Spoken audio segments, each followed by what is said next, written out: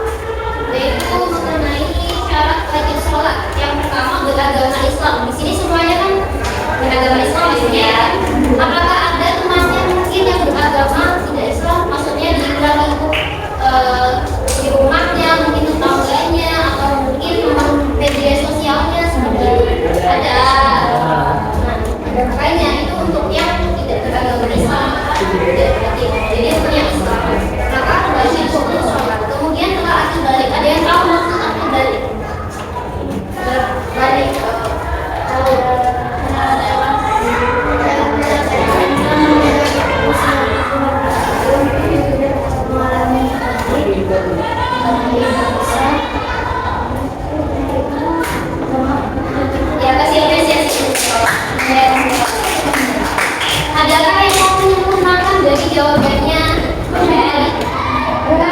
Si Babe. Ada yang mau menyempurnakan jawabannya?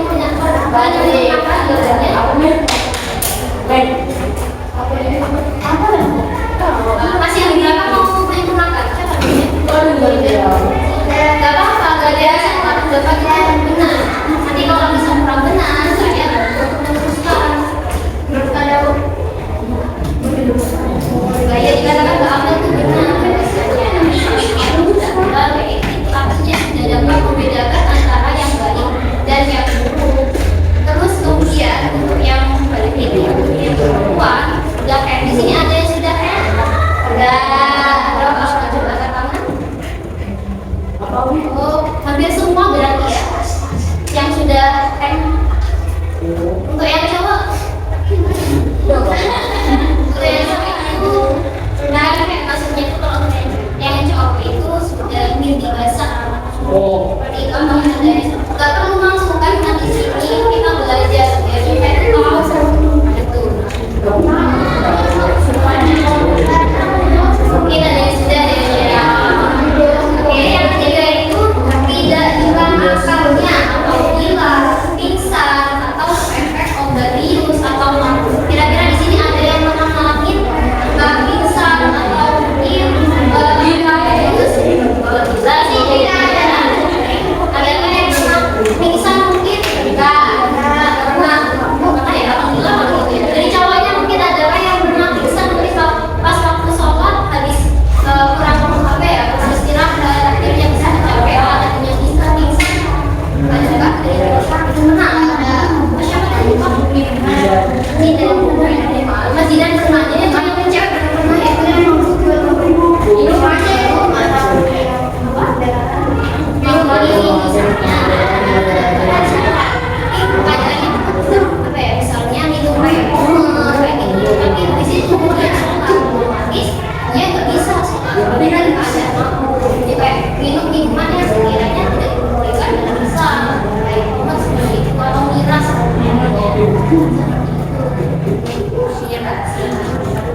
kemudian di sini ada yang ditanyakan dari syarat wajib sholat mungkin dari Mbak tadi Muril. Ayo siapa lagi yang mau bertanya? Gak apa-apa soalnya di sini kita itu belajar jadi gak ada yang namanya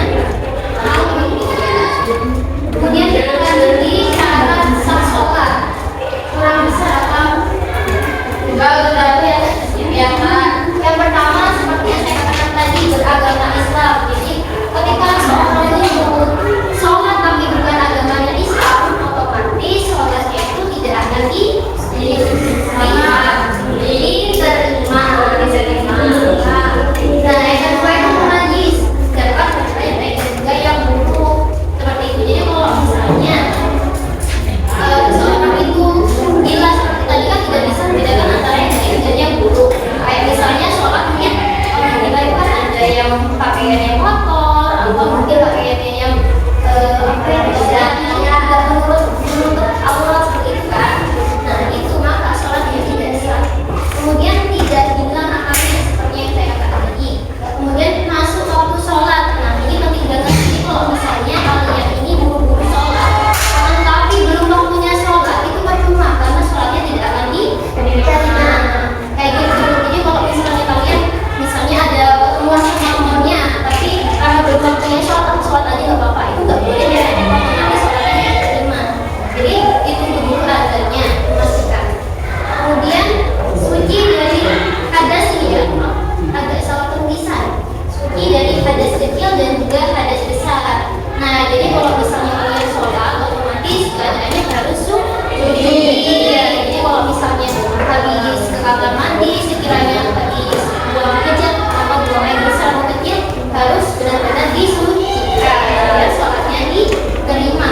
Habis itu najis tidak sama ya.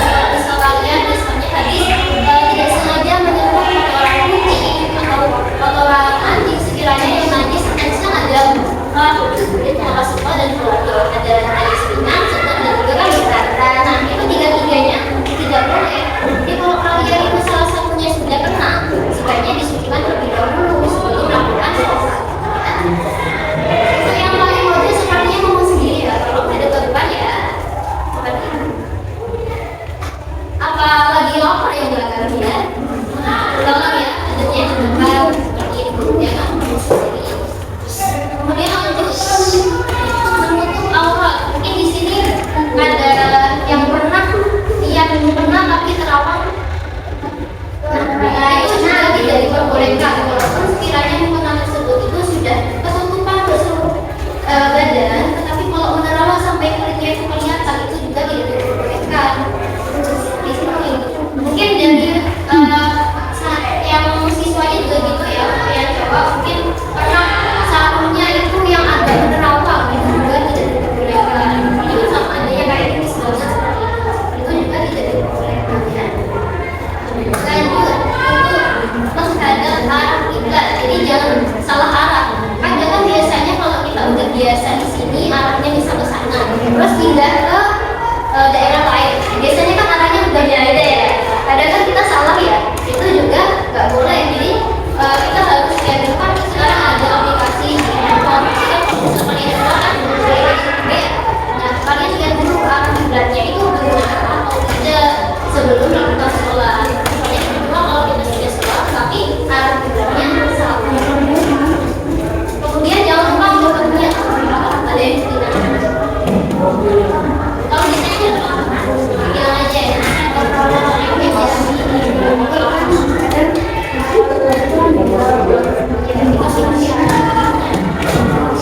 Jadi kalau udah sholat,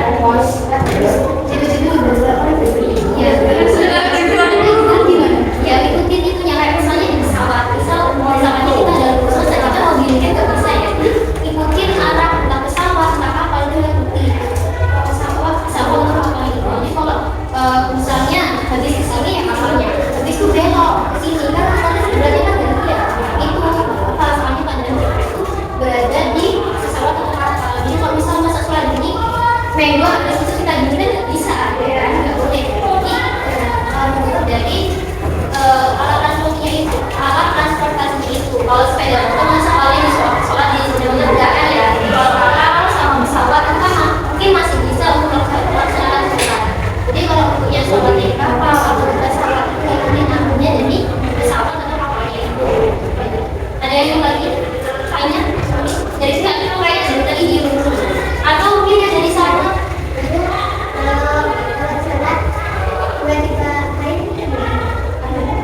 maksudnya itu haid terus tapi kan kita dulu nggak tahu.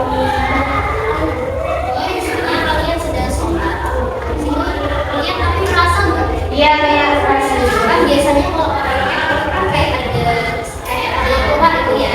Kalau kalian merasa udah keluar daripada sholat diganti. Soalnya apa ya? Bisa jadi gini kan haid itu bukan langsung banyak biasanya kan masih dikit ya. Takutnya ketika kita sholat itu yang keluar banyak tapi sebelumnya sudah keluar tapi dikit. Jadi gitu. Jadi di bodoh ya seperti itu. Takutnya ketika kita sholat itu walaupun kita nggak terasa tapi sebelumnya sudah ada dikit, itu yang membuat sholat kita tidak sah. Jadi kalau misal kalian udah merasa dalam walaupun masih sholat bisa kalian udah selesai maka ganti aja.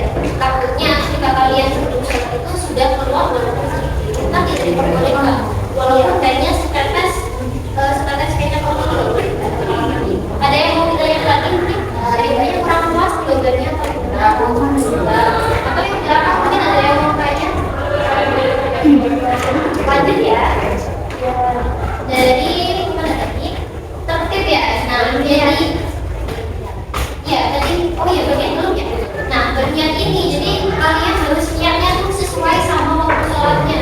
Misalnya waktu dulu tapi sholatnya asar itu tidak diberikan. Jadi kalian juga lihat jam dulu kira-kira ini sudah waktunya duhur atau asar. Kalau misalnya kalian salah niat itu maka sholatnya itu sholat sah. Jika ada yang mau ditanyakan sebelum masuk. Kemudian tertib. Nah tertib ini jadi kalau misalnya sholat itu nggak boleh dibolak-balik. Misalnya habis takbir, habis itu langsung sujud, habis itu langsung salam, habis itu takbir lagi itu nggak boleh ya. Jadi harus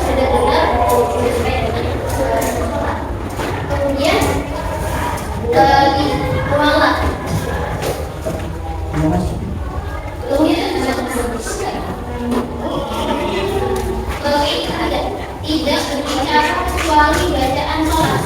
Tahu artinya? Tahu.